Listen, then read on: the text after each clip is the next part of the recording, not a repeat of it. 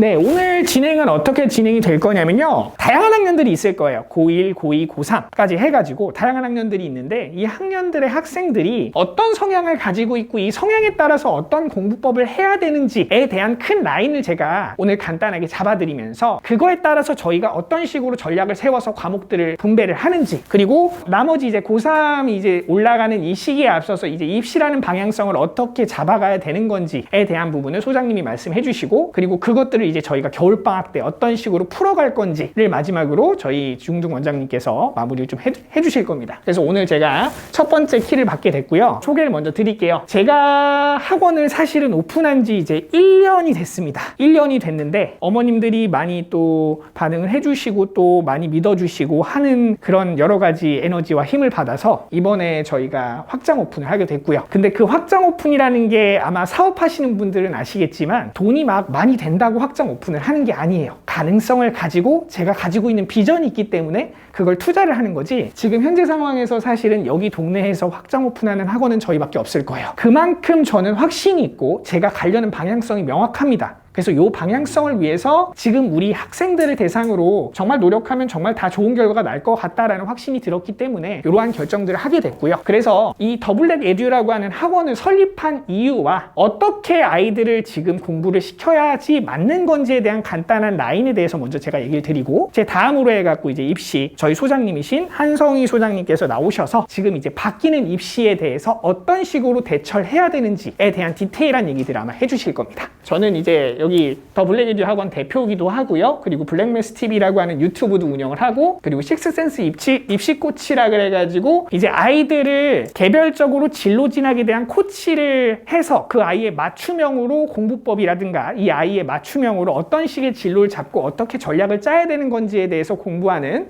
그러한 형태의 코치를 하고 있기도 합니다. 자, 그러면서 더 블랙 에듀라고 하는 학원이 생겼는데, 사실 말씀을 드리자면 제가 이 학원을 세운 이유는요, 제가 여기에서 고등학교를 나왔기 때문이에요. 제가 여기 있는 둔촌고라는 학교를 나와서 대학교에 입학했어요. 근데 그때 입학했을 때만 하더라도 제가 가는 대학교 정도로 갈 수 있는 아이들이 정말로 손에 꼽을 수밖에 없었거든요. 특히 둔촌고에서. 그리고 제가 둔촌고에 갔을 때 정말로 너무나도 힘들었던 게 아이들이 정말로 공부를 안 해요. 그리고 학교에서도 정말로 관심이 없어요. 알아서 챙겨서 다 먹어야 되고 알아서 챙겨서 그것들을 다 해내야 됩니다. 그 안에서 제가 정말로 그때도 느꼈던 거지만 저는 제 목표가 확실하게 있었기 때문에 그거에 대해서 굉장히 열심히 노력을 했고, 그걸로 인해서 대학교에 합격을 했어요. 성적이 좋지 않음에도 불구하고. 근데 그게 알고 보니까 제가 잘나서 그런 게 아니고요, 제가 그때부터 학종에 대한 준비, 대비를 철저하게 했더라고요. 스스로에 대해서. 학교에서 해준 것도 아니고요, 제가 목적이 명확했기 때문에 그거에 대해서 열심히 판 거예요. 책을 읽고 활동을 하고 상을 타고 외부에서 추가 이수 학점까지 받아가면서 열심히 노력했던 그런 결과들이 뭔가를 알아서 그랬던 게 아니고 제가 알아서 했어요. 과학이 좋았기 때문에. 근데 이거를 한 사람과 안 한 사람의 차이가 너무 많이 납니다. 제가 학교 붙었을 때 당시에 둔촌고에 다니는 거의 대부분의 학생들이 저 엄청 배 아파했죠. 왜 제가 고려대 가? 왜 제가 고려대 합격했을까? 이런 거에 대한 얘기를 정말 많이 했어요. 그러면서 막 제가 듣기로는 한 일주일 동안 애들이 공부를 하나도 안 했다는 얘기를 들었는데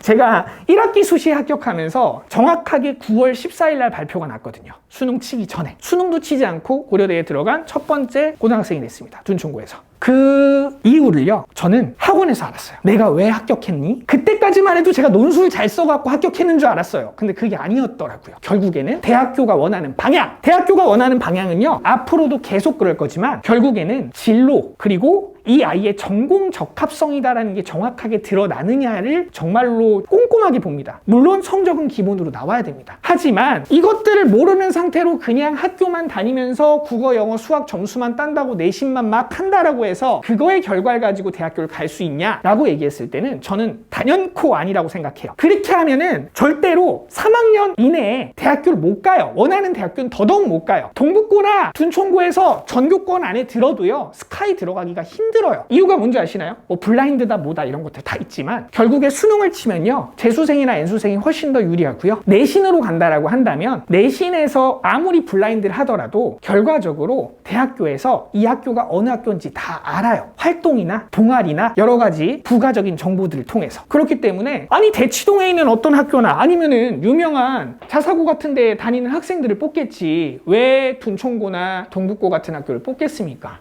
미안합니다. 동북고하고 둔촌고는 솔직히 좀 차이는 있습니다. 한 2단계 정도. 근데 어찌됐던 간에 여기에서 제가 말씀드리고 싶은 건 뭐냐면 우선 공부를 잘하는 건 기본이지만 전략적인 공부를 해야 돼요. 이 전략적인 공부를 했을 때 결과가 너무 차이 나기 때문에 제가 단순히 학원만 다녀라라고 할 수 없는 거예요. 국영수만 가르치면 얼마나 편합니까? 옛날같이 등급만 나오면 얼마나 편해요. 근데 그렇게 갖고는 대학교에 못 가요. 그래서 옛날 방식의 학원은 맞지 않다라고 저는 확신합니다. 저는 학원장이 됐으면 지금의 방향성이나 지금의 입시 체제나 지금의 어떤 형태로 얘네들이 지금 가고 있는지를 철저하게 공부하고 연구해서 그거에 맞춤형으로 학생들을 보낼 수 있어야 돼요. 그래서 저는 더 블랙 에듀라는 학원을 만들게 됐고요. 이 학원의 목적은요, 아이들에 맞는 공부법 이것들을 명확하게 특정 지어 주시고 그리고 그 아이에 맞는 선생님들과 매칭시켜서 이 아이가 최선의 결과를 낼 수 있게끔 만들어주는 것. 첫 번째. 두 번째, 둔촌고나 동북고 그리고 여기 있는 주변의 고등학교. 사실상 학종에 대한 대비가 스스로 하지 않는 이상 대부분 힘들어요. 그럼 이런 부분에 대해서 어떻게 그거를 보완해 줄 수 있을까? 제가 그 역할을 담당해서 할 겁니다. 아이들에 대해서 매주 토요일, 일요일마다 입시 그리고 진로적인 부분에 대해서 터치하고 어떻게 학생부 종합을 써야 되고 어떻게 그걸 대비해야 되는 건지 아이들에 맞춰서 그거에 대한 대안책들을 내줄 거예요. 그래서 그거에 맞춰서 결과적으로 이 동네에서 가장 대학교를 잘 보내는 그런 학원으로 만들기 위해서 저는 그 역할을 수행하려고 이 학원을 만들었고요. 그런 역할을 가지고 있는 학원이 이 동네뿐만 아니고 방이동도 없더라고요. 그래서 이런 부분이 만들어진다라고 한다면 제가 봤을 때 이 지역에서 가장 강한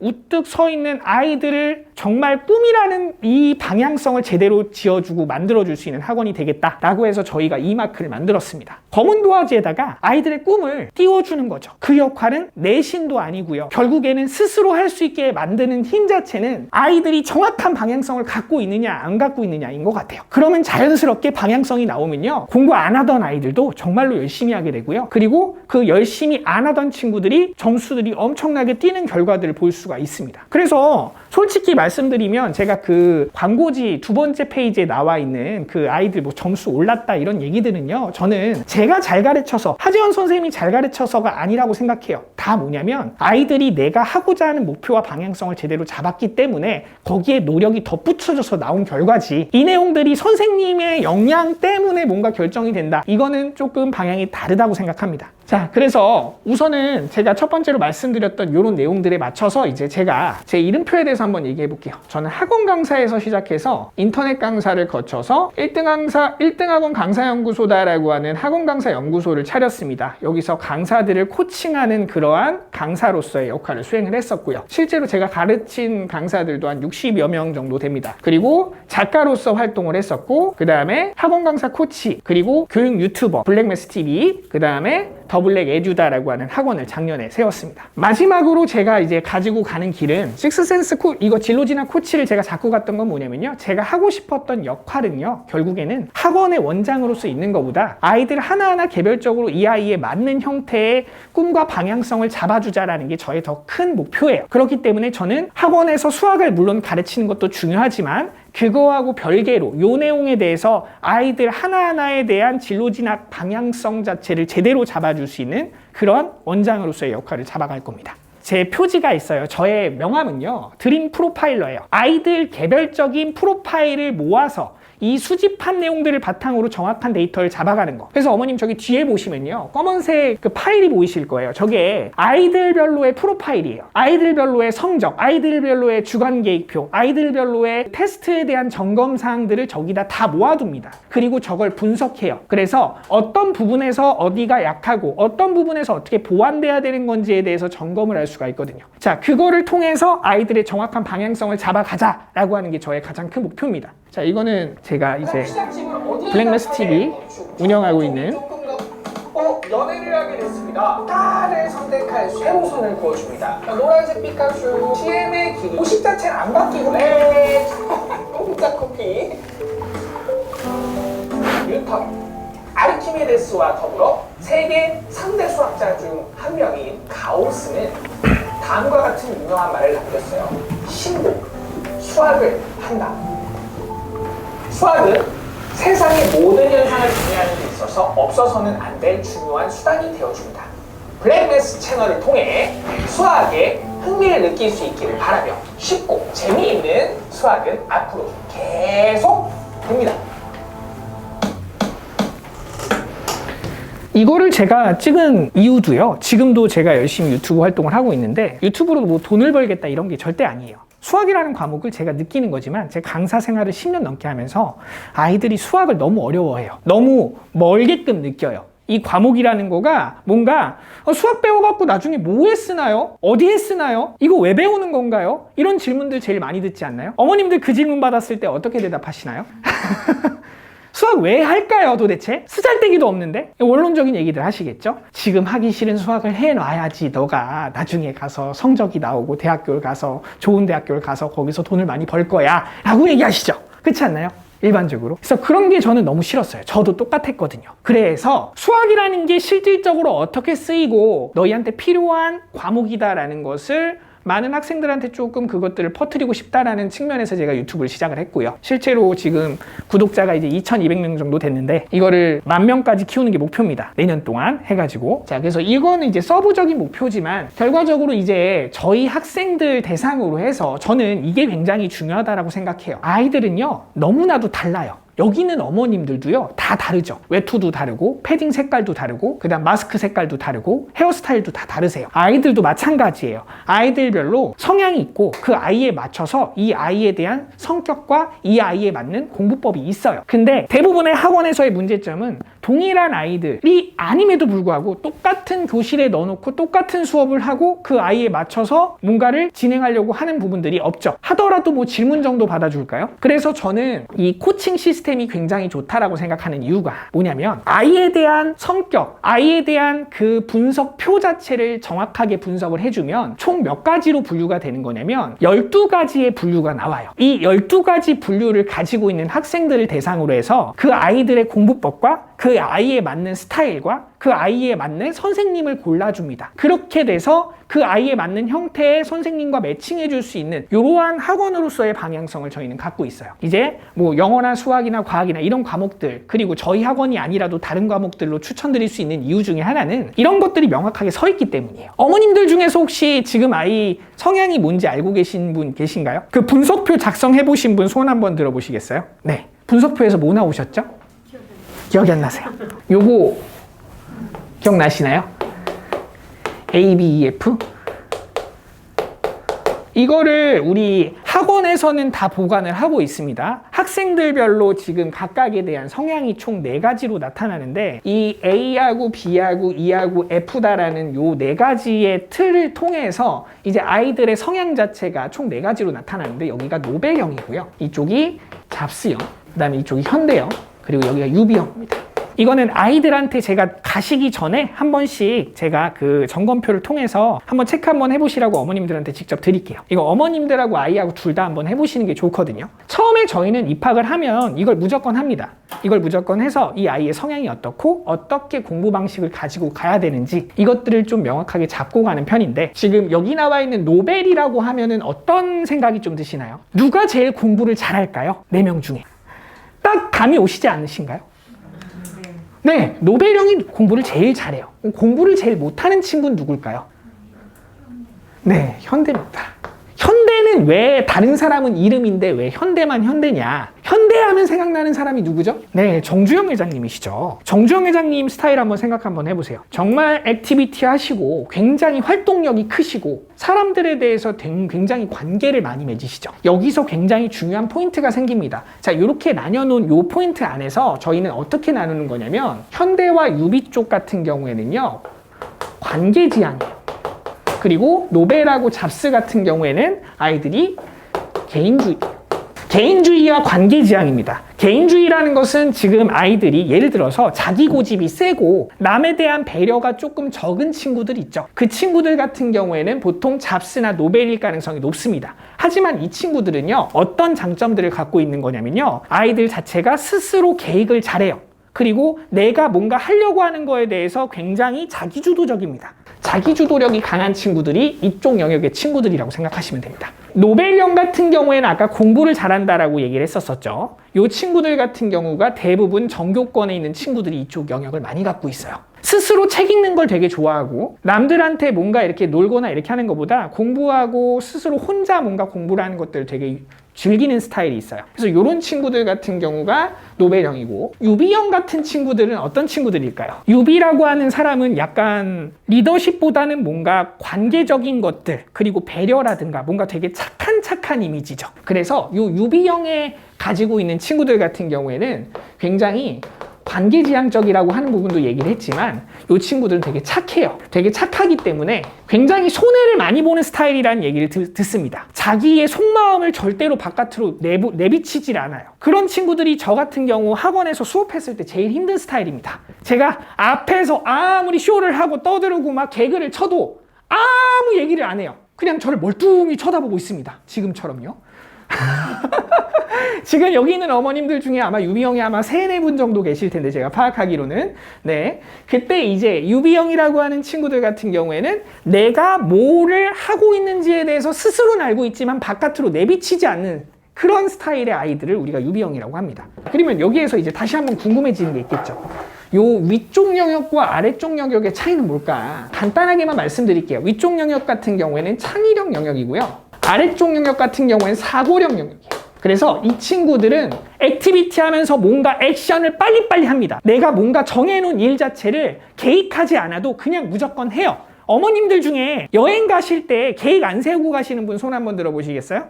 없으신가요? 그냥 무작정 필 오면 그냥 가는, 오늘 뭔가 내일 뭔가 바다 가보고 싶어 하면서 바다로 바로 떠날 수 있는 이런 액티비티한 성격을 갖고 있는 친구들이 이 위쪽 영역에 있습니다. 그리고 아래쪽 영역 같은 경우에 사고력 영역이라고 말씀을 드렸는데, 이 친구들 같은 경우에 뭔가 생각을 하고 계획을 하고 천천히 움직이는, 어머님한테 있어서 굉장히 답답하게 느껴지는 그런 친구들이 아래쪽 영역이에요. 아니 얘 왜 이렇게 행동이 굼뜨지? 왜 이렇게 액션을 안 하지? 시킨 거에 대해서 왜 이렇게 안 하지? 이 답답함의 영역이 아래쪽입니다. 대표적으로 기억나시는 분 계시죠? 어머님? 작은 아이? 작은 아이는 노벨형에 가까워요. 아이들마다의 이런 성향들이 굉장히 다르잖아요. 이런 성향에 따라서 아이들의 맞춤형 공부법이 있습니다. 지금 간단하게 이걸 설명을 드렸는데 여기서 이제 4가지로 나뉘어지죠. 잡스, 현대, 노벨, 유비, 이 각각의 영역에 대해서 아이들이 어떤 식으로 공부를 하면 좋을까, 창의력, 사고력, 발표력, 토론력이라고 얘기를 했는데, 이 친구들 같은 경우에는 토론을 잘해요. 왜냐면 관계에 대해서, 즉 상대방에 대한 이해를 잘하기 때문에 누군가에 대해서 이 티키타카에 대한 형태의 공부 방법이 굉장히 어울리는 친구들입니다. 발표력 같은 이 친구들은요, 자기 생각, 자기 주장을 말하는 걸 좋아해요. 듣는 걸 별로 안 좋아합니다. 저 같은 사람들이죠. 계속 말하는 걸 좋아하고요. 듣기보다는 말하는 발표력이 뛰어납니다. 그래서 이런 친구들 같은 경우에는 대단히 잘난 척을 많이 하는 친구들이 많아요. 나 엄청 잘했어. 나 이번에 뭐 몇 점 맞았어. 이런 것들을 막 말하고 다니죠. 하지만 이 유비형 친구들 같은 경우에는요, 전교에서 1등을 해도요, 아무한테도 얘기 안 해요. 혼자만 알고 있어요. 그런 것들이 이런 성향에서 나타납니다. 유형에 따라서 아이가 어떤 형태를 갖느냐. 첫 번째, 잡스형 친구들 같은 경우에 안 풀리면 쉽게 포기합니다. 이건 내 문제가 아니야. 포기해요. 긍정적이죠. 그러면서 쉽게 포기하고 실행은 많이 하지만 빨리 그만두는 친구들이 이 영역에 속해요. 어머님들 한번 생각해 보세요. 우리 아이가 어떤 영역인지. 자, 두 번째, 안 풀려도 항상 긍정적인 아이. 안 풀려도 돼요. 나 이거 지금 안 필요해. 괜찮아. 성적 나오면 어때? 뭐 그 성적 가지고 뭐 대학교 갈 것도 아니고. 이러면서 굉장히 긍정적으로 밝음을 가지고 있는 아이들이 있죠. 이 아이들이 요 현대형에 속합니다. 예소도 약간 현대형 유비예요. 현대성 유비입니다. 어머니. 안 풀리면 끝까지 붙잡고 있는 아이. 야, 진짜 끈끈하죠? 한 문제 가지고 1시간씩 보고 있어요. 이런 친구들이 결과적으로는 나중에 공부를 잘합니다. 근데 문제가 뭘까요? 내신은 뭐죠? 시간 싸움이죠. 시간에 대해서 부족한 것들이 많이 보여요. 이 친구들이. 그럼 어떻게 해줘야 될까요? 실전 연습 많이 해주면서 시간에 대해서 어떻게 관리해야 되는지 그 관리적인 영역만 딱 만들어 주더라도 금방 성적이 오릅니다. 자, 마지막으로 안 풀려도 말 안 하는 아이, 이 친구들 같은 경우에는 어떻게 얘가 공부를 하는지를 모르는 어머님들과 선생님일 가능성이 되게 많아요. 아이가 어떻게 공부하고 있는지 자체를 몰라요. 그거를 말을 안 하니까. 표현을 안 하니까. 계속적으로 표현하게끔 친절하게 다가가고 말을 걸고 그리고 상황을 분석해 줘야 됩니다. 자, 이런 친구들에 대해서 두 번째, 공부를 못할 수 없죠? 공부를 안 할 수도 있어요. 내가 공부만 하면 말이야 전교에서 1등 정도 할걸? 이렇게 얘기하는 친구들 여기입니다. 그 다음 공부를 못해요. 죄송하지만 공부를 못합니다. 하지만 제가 여기에서 공부를 할 수 있는 방법을 찾았어요. 포상을 걸면 돼요. 잘하면 내가 핸드폰 사줄게, 잘하면 내가 상금 줄게 하면 어마어마하게 올라갑니다. 이 친구들은 뭐가 있을까요? 경쟁심이 엄청 뛰어납니다. 투쟁심, 누구하군 해갖고 이겨야 돼요. 운동선수가 이쪽이 많아요. 그래서 자, 아래쪽으로 내려가면 공부를 못할 수 있음이라고 나왔죠. 공부를 못하는지 잘하는지 잘 몰라요. 시험 쳐봐야지 하는데 시험 쳐보니까 얘가 점수가 막 엄청 높을 수도 있고, 시험을 안 쳐봤을 때는 잘하는지 못하는지를 판별 불가능한 얘기를 안 하니까. 이쪽 영역 친구들은요, 예술 쪽이나 문학 쪽이나 문과적인 성향이 굉장히 강합니다. 자, 이렇게 우리가 나눴을 때, 자, 우선순위. 이 우선순위라는 게 굉장히 중요한데요. 아이들 유형별로 이 친구들이 어떤 것들을 먼저 진행을 해야 되는 건지에 대한 우선순위예요. 여기 나와 있는 잡수형 친구들 같은 경우에는요, 무조건요, 목표가 설정이 되는 순간 얘네들은 엄청나게 추진력이 빨라집니다. 저가 그랬고요. 확실한 방향과 목표가 딱 정해지면 그거에 대해서 결행하는 속도가 너무 빨라요. 그래서 남들이 하라고 얘기 안 해도 알아서 합니다. 자기주도적으로 스스로 한다는 얘기죠. 그래서 이 친구들 같은 경우에는 이 친구들이 공부를 못한다 100%예요. 자기의 진로하고 적성하고 그리고 방향이 안 잡혀있는 친구들일 가능성이 100%입니다.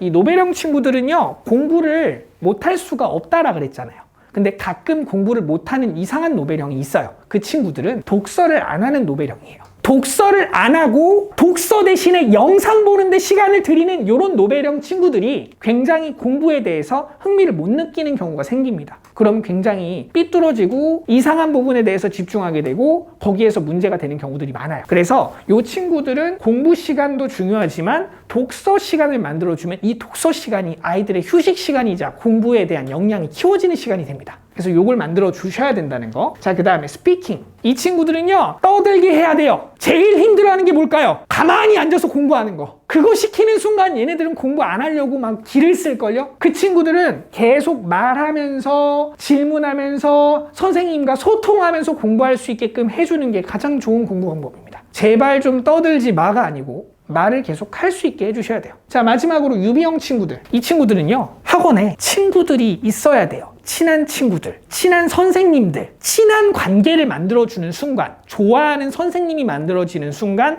역량이 끔찍하게 올라갑니다. 학원에 수학 선생님이 너무 좋아요. 말은 안 해요. 그냥 좋다라고 느끼는 순간 수학 과목이 점수가 확 올라요. 영어 선생님이 좋아요. 영어 선생님이 엄청 친절하고 나한테 잘 맞아요. 그러면 영어 선생님, 영어에 대한 점수가 확 오릅니다. 그리고 이 친구들은요, 학원을 못 바꿔요. 그 영역 안에서 꾸준하게 5년, 10년 이렇게 다니는 친구들도 많이 봤습니다. 자, 요렇게 너무나도 달라요. 아이들마다. 이런 것들을 파악하지 않고 그냥 동일한 선상에서 공부시키는 거는요, 제가 봤을 때 말도 안 되는 일이에요. 그런 경우들을 다 체크를 하고 정확하게 파악할 수 있는 능력들이 정말로 중요하고요. 자, 이거는 이제 제가 이제 체크를 해봤는데, 자, 마지막으로 이걸 질문 한번 드려볼게요. 아이들의 성적 향상을 위해서 3가지가 필요하다라고 했을 때 이 3가지가 뭘까요, 어머님들? 뭐가 제일 중요할까요? 동기부여. 동기부여. 맞습니다. 선물 드릴게요. 제 책을 드릴까요? 아니면 커피 기프티콘을 드릴까요? 책이 주고요. 관심 가져주셔서 감사합니다.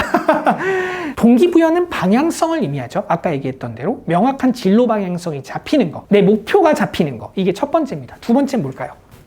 노력이죠.